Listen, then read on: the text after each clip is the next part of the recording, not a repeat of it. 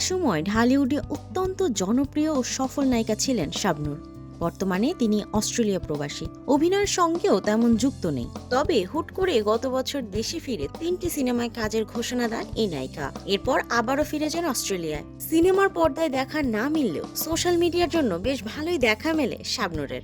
সম্প্রতি সোশ্যাল মিডিয়ায় বেশ কয়েকটি ছবি পোস্ট করেছিলেন শাবনূর, যেখানে কিছুটা খোলামেলা এবং মুটিয়ে যাওয়া লুকও ফুটে উঠেছে তার।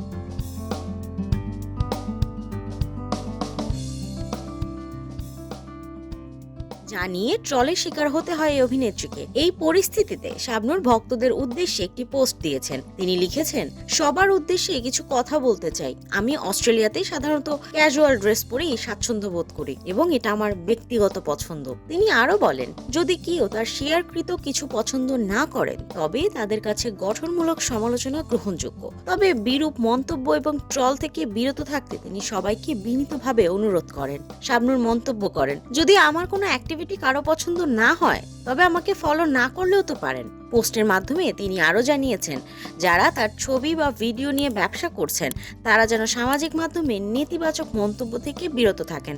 সবশেষে শাবনূর তার পোস্টে বলেন, অন্যদের প্রতি আমাদের দৃষ্টিভঙ্গি, আচার ব্যবহার এবং ভাষা আমাদের পারিবারিক মূল্যবোধের পরিচায়ক।